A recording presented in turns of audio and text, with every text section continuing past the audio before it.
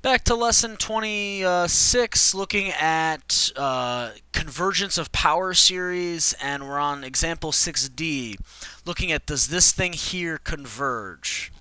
Now, with this particular example, there's a number of different things we could apply. What I'm specifically going to use is the root test with the absolute value. Okay, and the reason why I'm going to use the root test with the absolute value is because all these things have a power of n on them.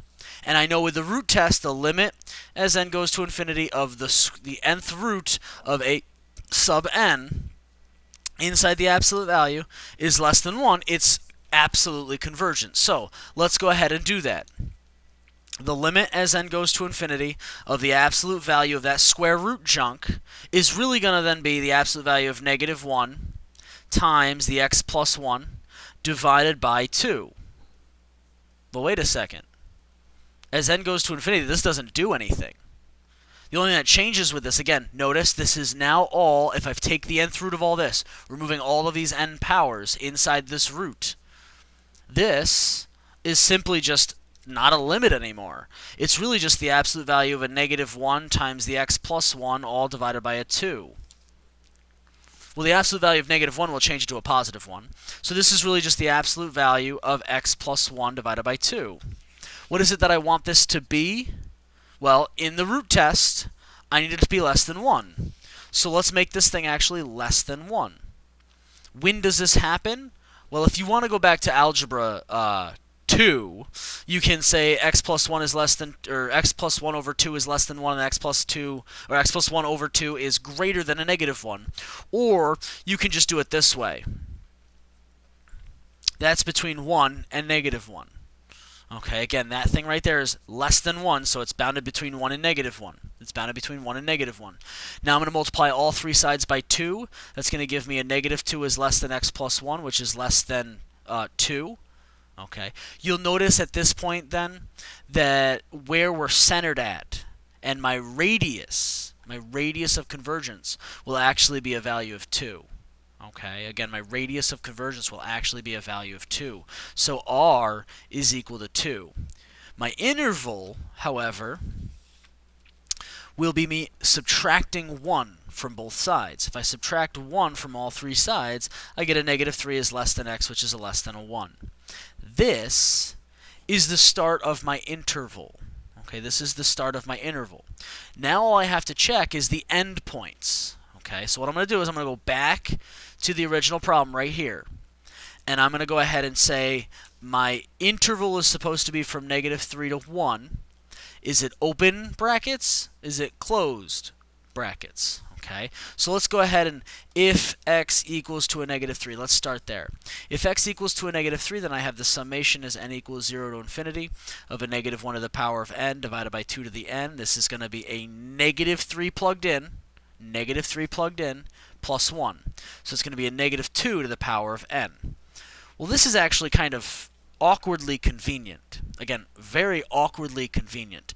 Because this thing is then equal to the summation as n equals 0 to infinity of a negative to the power of n, negative to the power of n. Wouldn't those negatives, no matter what I do, just cancel each other out? Okay, so I'm going to be left with 2 to the power of n divided by 2 to the power of n. Wait, that's 1. So this is the summation of n equals 0 to infinity of 1. What happens as I constantly add 1 to itself an infinite number of times?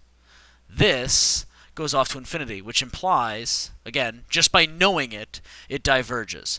Meaning that I have the open bracket on negative 3.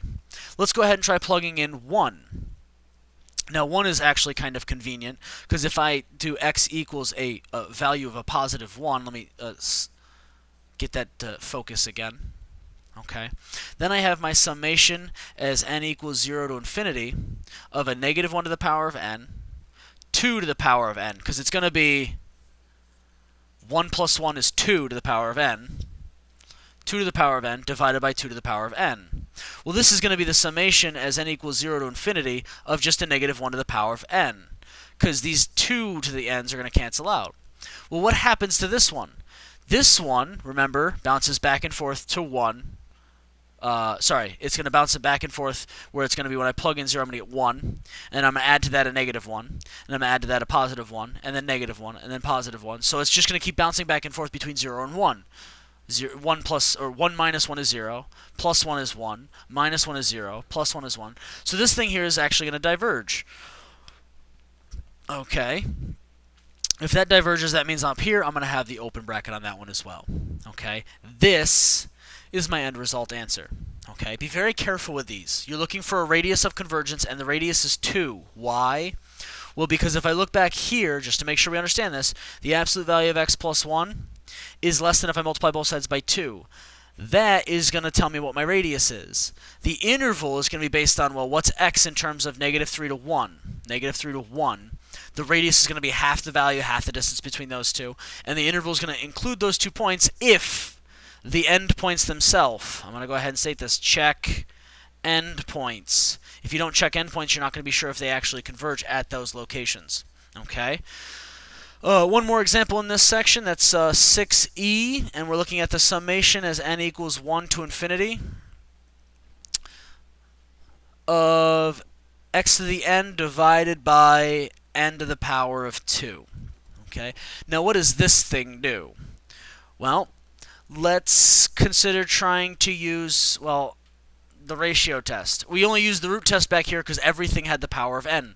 We could have used the ratio test. It would have worked just as well. So let's go ahead and do the ratio test here. Okay?